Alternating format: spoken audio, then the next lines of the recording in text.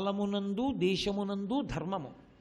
కాబట్టి కాలము దేశము అనుసరించి ధర్మం ఉంటుంది. కాబట్టి ఆ ధర్మమునందు ఉంచుకోవడానికి ప్రతిబంధకాలు కూడా దేశాన్ని అనుసరించే ఉంటాయి. మీరు ఎక్కడ భూమి ఎందున్నారో అన్నదాన్ని బట్టి ఉంటుంది. అందుకే ఇప్పుడు మీరు ఒకటి ఆలోచించండి. నేను ఒక ఫ్లాట్ కొనుక్కున్నాను అనుకోండి. నేను ఫ్లాట్ కొనుక్కున్నప్పుడు గదులు కట్టేసి ఉండదు, ఏదో అలా పిల్లర్స్ తోటి తీస్తారు. అదిగోనండి ఫస్ట్ ఫ్లోర్లో ఈ మూలది నాదే అని ఎవరినో తీసుకెళ్తాడు కడుతున్న మెట్ల మించి తీసుకెళ్ళి చూపిస్తాడు. స్తంభాలును ఉత్తి నేల ఉంటుంది. ఒక 6 నెలలు పోయాక వెళ్ళారనుకోండి, అందులోనే ఒక చోట స్నానాల గది ఉంటుంది, ఒక చోట పూజ గది ఉంటుంది, ఒక చోట పడుకునే గది ఉంటుంది. ఆ భూమిని అలా మార్చింది ఎవరు? ఇక్కడ స్నానాల గది ఉండాలని అడిగింది ఎవరు? నువ్వే. యజమాని అడిగాడు, అక్కడ స్నానం గది పెట్టారు. నేను ఇక్కడ పడుకుంటానన్నాడు, పడుకునే గది కట్టారు. నేను ఇక్కడ పూజ చేస్తా అన్నాడు, పూజ చేసే గది కట్టారు. ఇదంతా నాదేనండి, నేనే పెట్టానని భోజనం మరుగుదొడ్లో చేస్తావా ఎప్పుడైనా? అది నీ ఇల్లే. కానీ మరుగుదొడ్లో భోజనం చెయ్యవుగా, మరుగుదొడ్లో నిద్రపోవుగా. ఎక్కడ చెయ్యవలసింది అక్కడ చెయ్యాలి. ఈ దేశం ఒక్కటే యజ్ఞయాగాది క్రతువులు చెయ్యడానికి అర్హమైన భూమి. ప్రపంచంలో ఇంకా ఎక్కడా యజ్ఞయాగాది క్రతువులకు అధికారము లేదు. బ్రహ్మగారు ప్రారంభంలో, సృష్టి ప్రారంభంలో నల్లజింకని విడిచిపెట్టి తిప్పాడు. నల్లజింక ఎంతవరకు పరిగెత్తిందో అదే యజ్ఞభూమి అని నిర్ణయం చేశాడు. మన జీవన సౌభాగ్యం ఏమిటంటే మనం ఇటువంటి దేశంలో పుట్టాం. కాబట్టి మనం పూజ గదిలో పుట్టాం. ప్రపంచ పటంలో పూజ గదిలో మనం పుట్టాం. పూజ గదిలో పెరుగుతున్నాం, పూజ గదిలోకి వెళ్ళిపోతాం. పూజ గదిలో పుట్టి పూజ గదిలో పెరిగేవాడివి మరుగుదొడ్డి నీకెందుకు? నీకు అక్కర్లేదు. అందుకే మహాత్ములు ఎవ్వరూ విదేశాలలో ధర్మ ప్రచారానికి వెళ్ళకపోవడానికి కారణం అది. కాబట్టి ఆ కారణం చేత దేశము కాలము ఈ రెండు ధర్మమునకు సంబంధించి ఉంటాయి. అది నువ్వు ఎప్పుడూ తీలేవు. అందుకే దేశకాల సంకీర్తనం వచ్చింది. తపస్సు భూమండలమునందు చాలా కష్టం, అంత తేలిక విషయం ఏం కాదు. ప్రతిబంధకమును తట్టుకోగలిగిన దీక్ష, ఆ దృష్టి ఉంటే తప్ప నిలబడలేడు. కాబట్టి అమ్మవారిని భూమండలం మీద తపస్సు చేయమన్నాడు ఆయన. పరదేవత హిమవత్ పర్వతంలో కాత్యాయన మహర్షికి ఇచ్చినటువంటి మాట మేరకు ఆయనకి కుమార్తెగా వచ్చింది. ఇప్పుడు ఆవిడ పేరు కాత్యాయని. పెద్దదవుతోంది. ఆయన అన్నాడు, అమ్మా నీకు పెళ్లి చెయ్యాలన్నాడు. ఆయనకి తెలీదు, ఆయనకి తెలుసు. ఆమె ఎంతమందికైనా కూతురుగా వస్తుంది, భార్యగా మాత్రం ఒక్క పరమేశ్వరుడికే. ఆవిడ మహాపతివ్రత.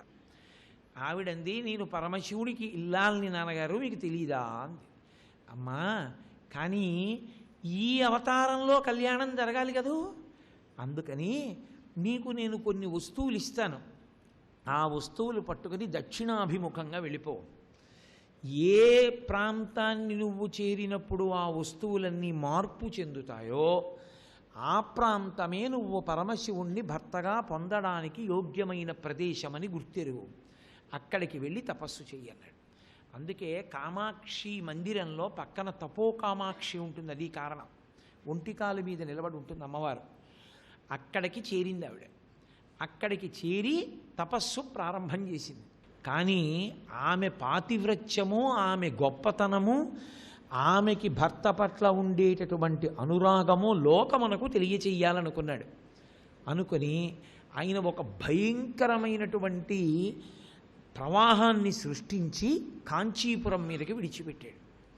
ఆ కాంచీపురం మీదకి ఆ వరద వస్తోంది.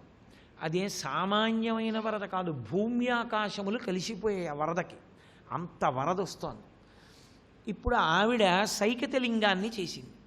సైకతలింగాన్ని చేసి దాన్ని ఆరాధన చేస్తోంది. పృథ్వీలింగం మట్టి ఇలా అంది, దాన్నే పూజ చేస్తోంది. నేను ఇలా అన్న మట్టేగా అనలేదు, ఇది పరమేశ్వర స్వరూపం అని చేస్తోంది. ఇప్పుడు జలం వచ్చేస్తోంది. వస్తే ఏమవుతుంది? తను కొట్టుకుపోవడం కాదు, శివలింగం కొట్టుకుపోతుంది. తన భర్త స్వరూపం అది. శివలింగం కొట్టుకుపోకూడదు, అది ఆవిడ తాపత్రయం. ఆవిడ వెంటనే దుర్గమ్మని స్మరించింది. ఆవిడ పక్కనే సేవిస్తోంది దుర్గ. పిలిచి అంది, నువ్వు వెంటనే ఆ ప్రవాహాన్నంతటినీ తాగేయి, ఈ సైకతలింగం మీదకి రాకూడదు ఆ ప్రవాహం అంది. వెంటనే దుర్గమ్మ తాగేసింది ఆ నీళ్ళు.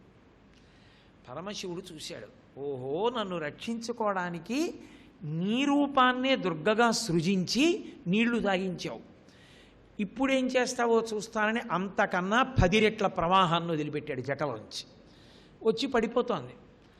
ఆవిడ ఇదేమిటి ప్రళయం మళ్ళీ వచ్చేస్తోంది అని ఇలా చూసింది.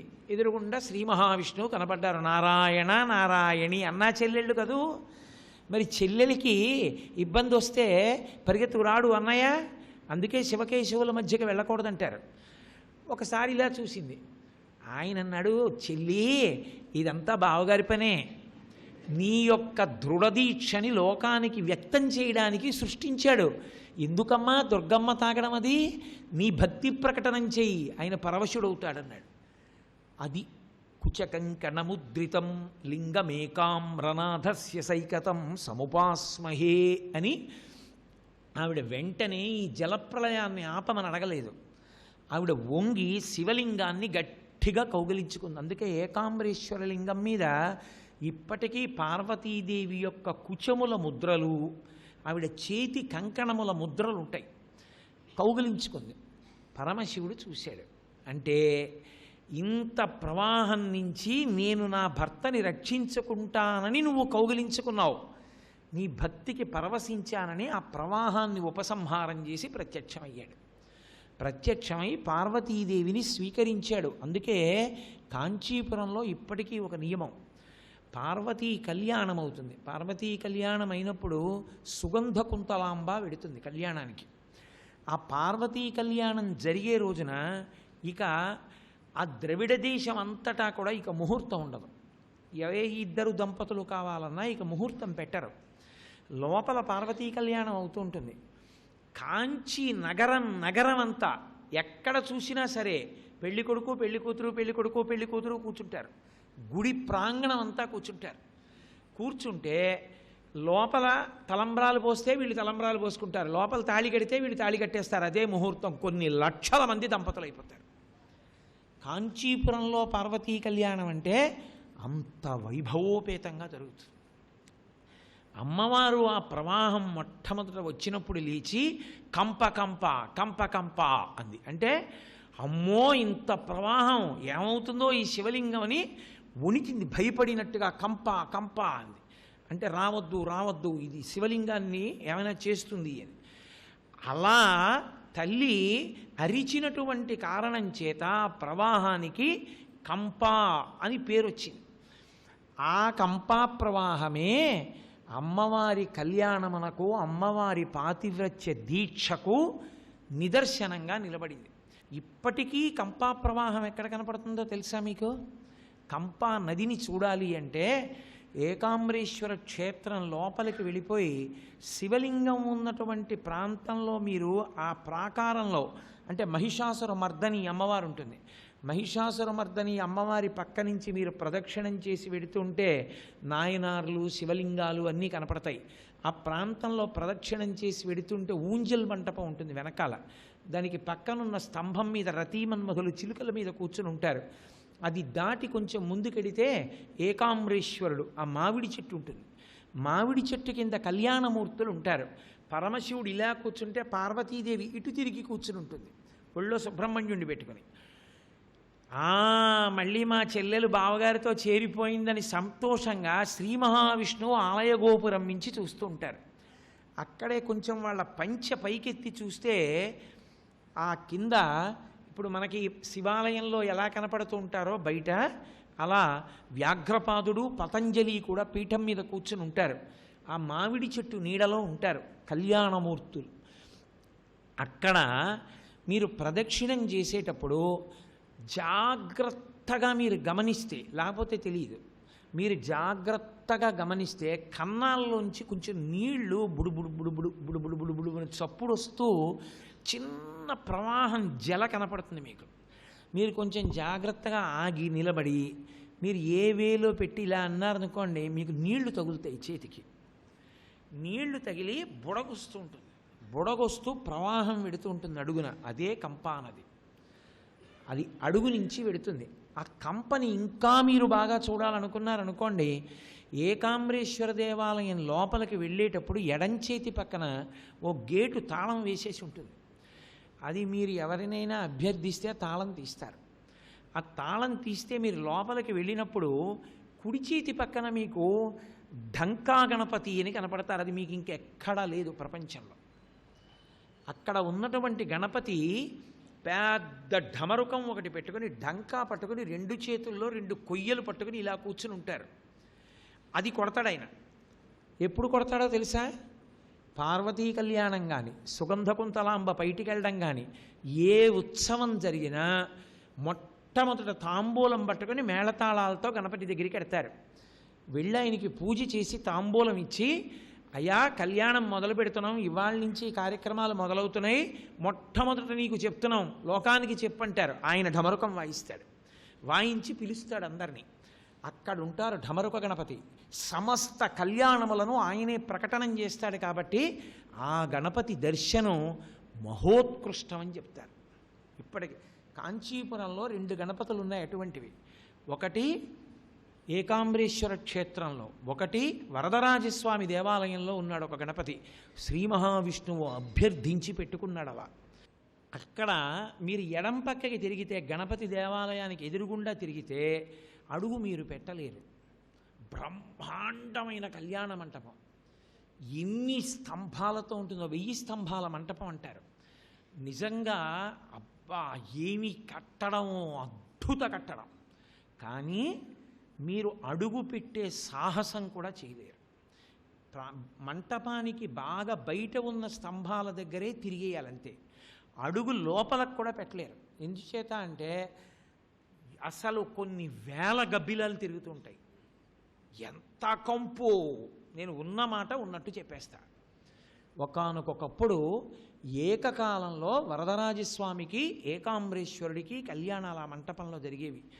ఆ మంటపం ఇవాళ ఆ దుస్థితిని ఎందుకు పొందిందో దాన్ని నిర్వహిస్తున్న వాళ్ళకే తెలియాలి. అంత గొప్ప మంటపాలని మళ్ళీ పునరుద్ధరించి జాగ్రత్త చేయవలసిన అవసరం, భవిష్యత్ తరాలకి అందించవలసిన అవసరం దేవాలయాల్ని నిర్వహించేటటువంటి వాళ్ళు స్వీకరించవలసి ఉంటుంది.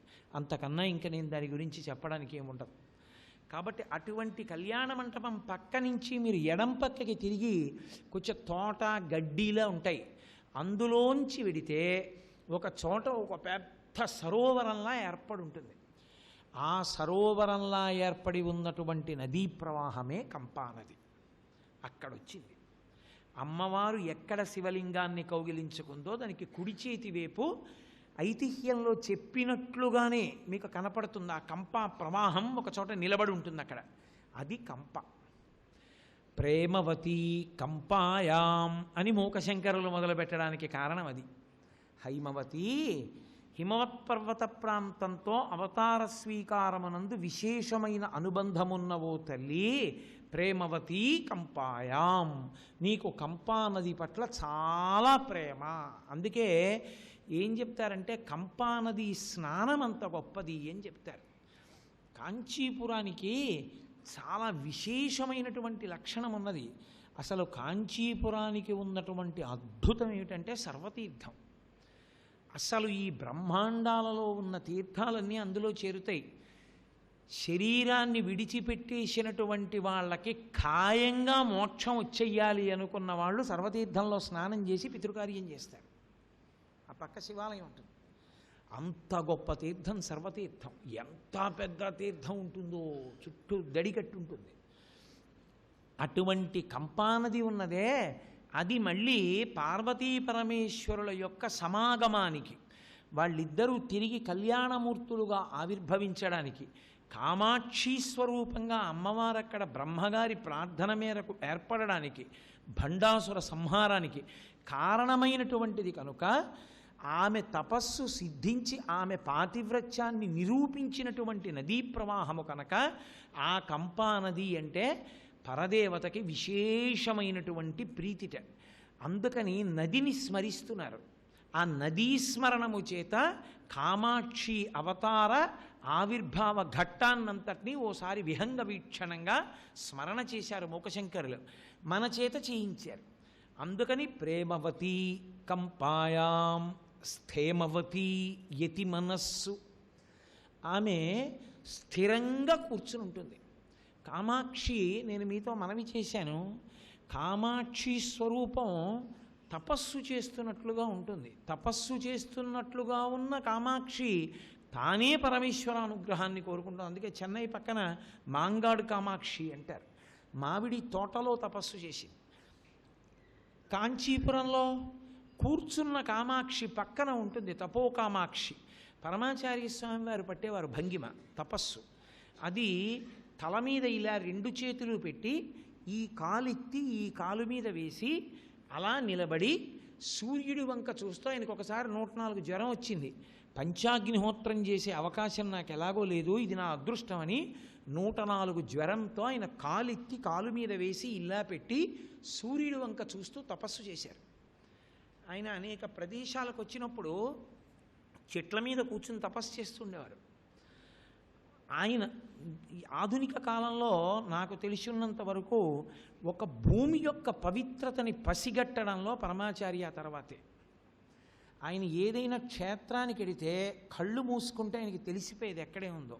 ఆయన శ్రీకాళహస్తి వెళ్ళారు, వెళ్ళి కళ్ళు మూసుకుని రాజద్వారం దగ్గర నించుని చెప్పారు, సువర్ణముఖరి నదీ తీరంలో తవ్వండి, అర్ధనారీశ్వర స్వరూపం ఉందని. ఇప్పటికీ ఉంది, మీరు వెళ్ళినప్పుడు చూడండి కావాలంటే. తవ్వితే అర్ధనారీశ్వర స్వరూపం బయటపడితే అసలు కాళహస్తి క్షేత్ర వైభవం ఏమిటో, ఎందుకు అప్రదక్షిణమో, స్థలవృక్షం ఎందుకు బహుబిల్వమో చెప్పి వేయించింది పరమాచార్యాయే. అలాగే వారు జంబుకేశ్వరం వెళ్ళారు.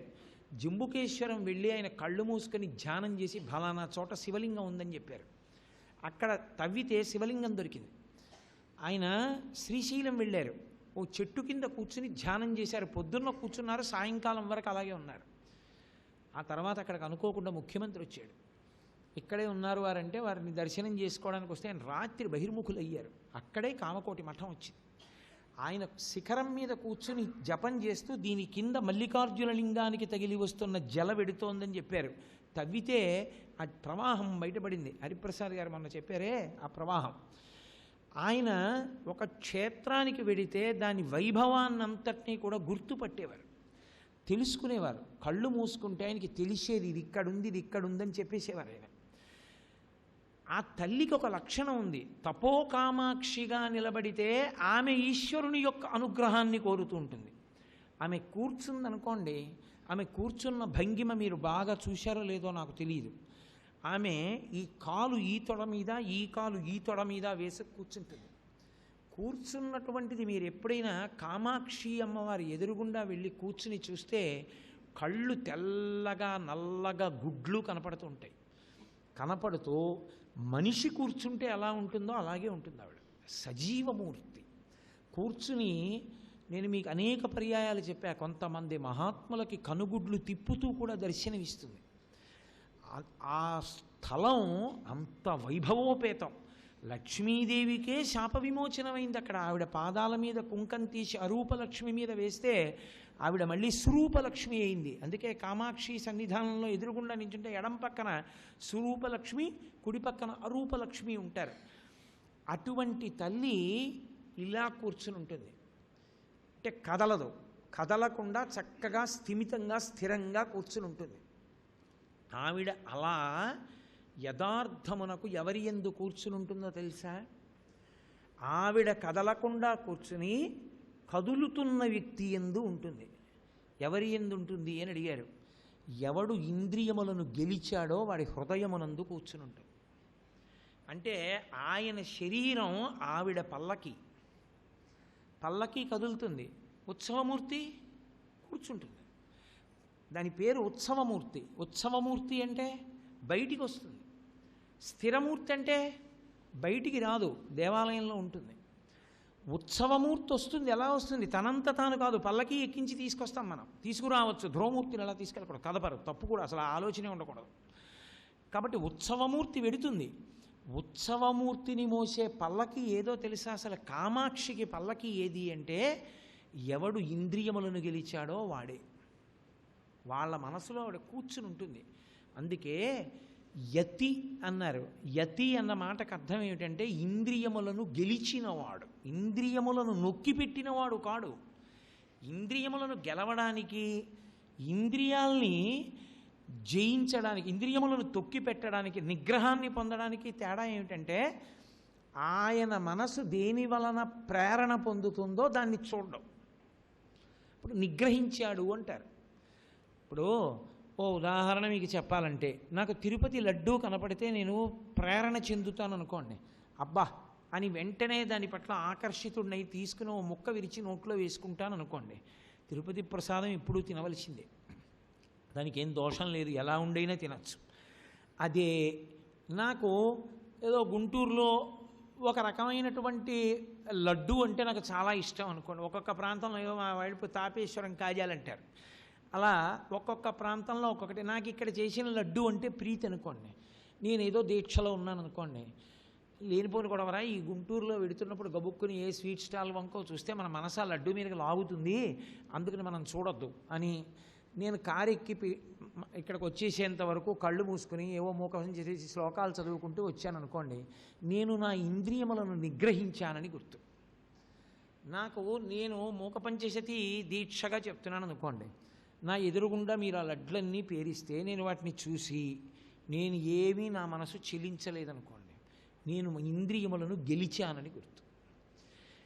ఏవి మనస్సుని కదపగలవో, ఏవి మనసు మీద అలా ప్రభావం చూపించి తీరుతాయో ఈశ్వర శాసనం చేత, అది ఈశ్వర నిర్ణయం. ఈశ్వరుడు నిర్ణయం చేశాడు, ఇది దీనిని ప్రభావితం చేసి తీరుతుంది, ఇది ఆకర్షిస్తుంది, దానికి ఆ లక్షణం ఉందని చెప్పి ఆయన చెప్పాడు. అది మన మనసుకు వచ్చిన లక్షణం కాదు, ఆయనే పెట్టాడు ఆ లక్షణాన్ని. ఆయనే పెట్టినటువంటి లక్షణాన్ని ఆయన అనుగ్రహంతో అసలు అటువంటి ఆకర్షణ లేకుండా అలా నిలబడిపోగలిగాడు అనుకోండి. అలా నిలబడిపోగలిగిన వాడే కామాక్షి పల్లకి, ఆయన ఎందే కదలకుండా కూర్చుంటుంది. కామాక్షి పల్లకీలో వెడుతుంటే కామాక్షి పల్లకి దండి ముట్టుకున్నా సంతోషమేనా, ఓసారి మోసినా సంతోషమేనా, అందులోంచి ఓ పువ్వు జారిపడినా సంతోషమేనా? కామాక్షి పల్లకీ అయినటువంటి వాడిని ముట్టుకోవాలని తాపత్రయపడతారా పడరా? మరి అది ఆకర్షణ. అందుకే ఆయన కాదు మాట్లాడుతున్నది, పల్లకీలు మాట్లాడతాయా? పల్లకీలో కూర్చున్నవాడు మాట్లాడతాడు. యతి మాట్లాడితే యతివి కావు మాటలు, యతి ఎందున్న కామాక్షి. అందుకే ఆయన నోటి వెంట ఒక మాట వచ్చిందనుకోండి, అది సత్యం అవుతుంది. అంతేకాని ఆయన సత్యం చెప్పాడా అని అడగకూడదు, అది సత్యం. ఎందుకంటే పలుకుతున్నది కామాక్షి. మీకు నేను ఒక ఉదాహరణ చెప్పాలంటే, ఆ స్థాయి పొందినటువంటి మహాపురుషులు కొందరున్నారు. ఎందరో ఉన్నారనడం కష్టం, కొందరున్నారు. సర్వం శ్రీ ఉమామహేశ్వర పరబ్రహ్మార్పణమస్తు. స్వస్తి.